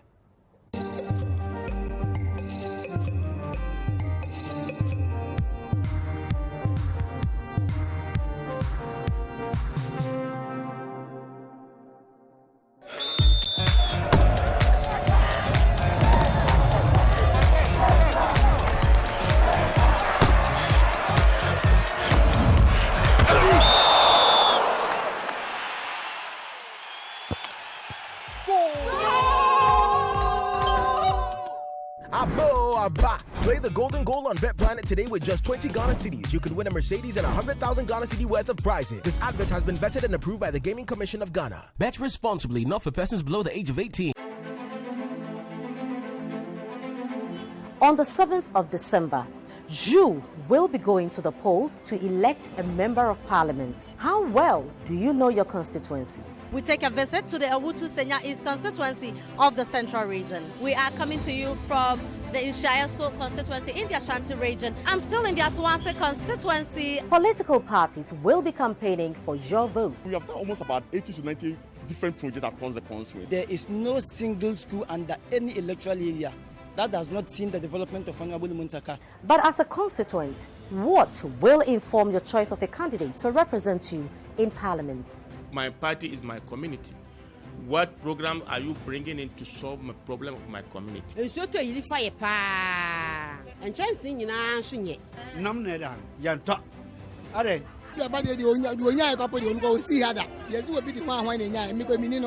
Be involved in what concerns you. My name is Abena Nyamekye. Join me on the constituency for all you need to know concerning your socio-economic development.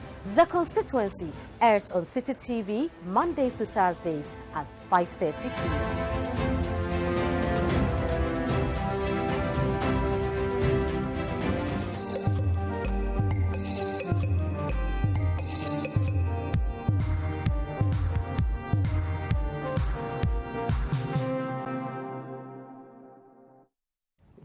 Many thanks for staying with us on The Big Issue on Citi FM and Citi TV. Before the break, we were talking about the flooding situation in the northeast region of Ghana. We understand hundreds of people have been displaced. Franklin. Hello, Franklin.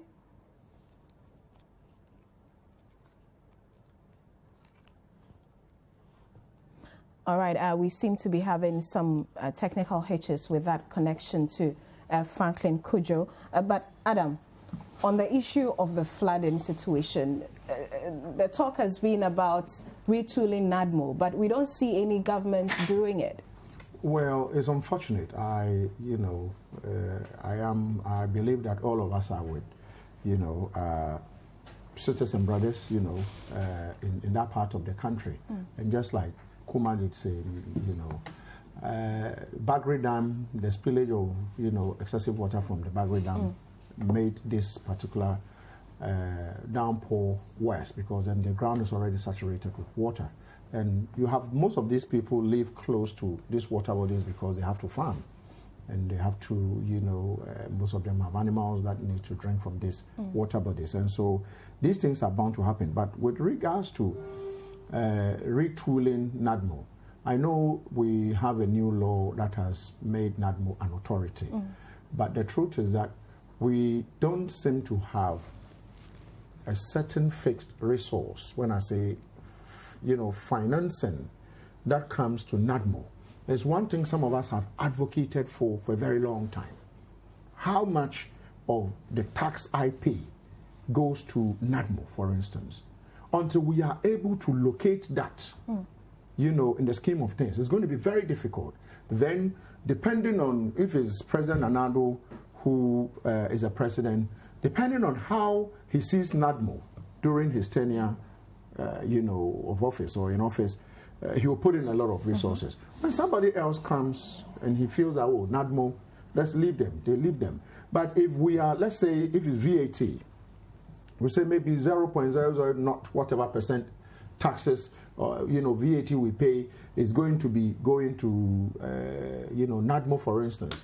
That money could be used in planning. When I say planning, for instance, I heard my colleague panelists talk about using, some reserve in terms of military, police, and sometimes even retired, officers who have the technical know-how. But you need the money to be able to procure. As we speak, NADMO should have had, their own, call them boats, rescue boats. They should have had maybe choppers and all that. We can do it if we look at the institution called NADMO to be something that one day would be for all of us, because you will never know when you would have a similar situation and the state will not have the resource. So it's good the vice president is gone there to be with them and, tell them everything is going to be okay. But beyond that, what do we do? So let's begin to, as a parliamentary candidate, I wish him well, hoping that when he goes to parliament, these are some of the things we want to see. Let's put in pragmatic measures in terms of financing sources for this state. This NADMO is so important. It's so just like security. There's a good reason why NADMO as an institution has been put under the Ministry of the Interior. It's so important. But unfortunately, I think we haven't given it the attention that is deserving. And until we do that, and you cannot leave it to just the politicians. All of us as civil society, as individuals, would have to advocate and say, why not tax us just a bit? If we had money, how much? Maybe $100 million go to the north would begin to do things quickly to bring these people, give them some relief. But unfortunately, we don't have it. So I don't really know whether in the scheme of, if you look at, because of COVID, a lot of money has gone into a lot of things. Why are we going to take the money from to go feed these people, even though we have to find the money? And so, well, the vice president sent them some items and money as well. Oh, that is, I believe that from his for these people who were I think affected. from his own, from the office of the vice president, he would usually have some resources.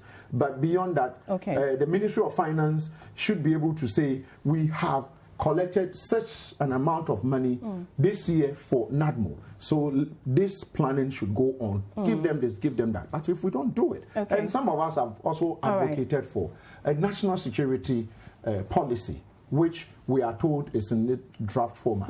All these things would have encompassed, because NADMO is part of our safety they are dealing with. Let's touch base with Franklin now. Franklin, unfortunately, I have to give you less than a minute on this. We are wrapping up.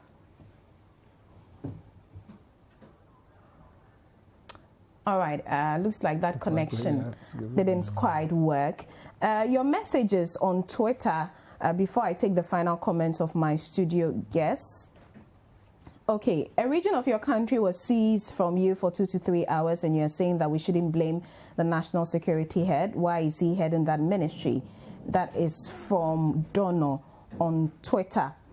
Still on Twitter, Kweku Esa says, with sensitive matters, factuals are more prudent when applied than visuals. Interesting discussion, you say. Okay. There's a message here that is for you, Nii. I will commend the NDC panelist for his submissions today. It has been very constructive. That's from Jeffrey, from CAF. That's the Nii I know. Oh, yeah. Lawyers. No, he's been my senior at the bar. Oh, we've met several times. I know his level. Okay, so you can attest to that. Ransford from Sawem says, I think the president should speak about this issue tomorrow if possible. Okay. Mahmoudou Sadat in Wale Wale says, it is sad to have witnessed such a natural disaster yet again. We are pleading with the government to come to our aid in finding a lasting solution to that issue. I want to use this opportunity. Okay. All right. I cannot continue with that. There are messages from your parliamentary candidates and others. Okay. With the likes of Adam Bona, John Kuma, and Nii, Ghana will work. So I want Citi TV to continue to do the good work and invite such people. That's from, okay, thank you very much. I think the general consensus is that the conversation has been quite civil in dealing with the issue. Okay, government should deal with this issue once and for all so that it will serve as an example for others. It is not about finances but planning. We should learn about the drainage system of the Netherlands and make use of the flood waters in the north. Yeah. Okay. Thank you very much. Rex from Spintex, you say that the EC has lacked candor. Okay, standing from afar, it seems someone is standing behind the EC and calling the shots. All right. I'll not be able to read any more of your messages, but thank you very much for sending them through. I'll just take final parting comments from you gentlemen, starting Nii. I think that we are a country that has withstood a lot of things because we have decided that on national issues we will stand together as a country. And I think that it is important that on issues such as what we are facing, we speak together in one voice.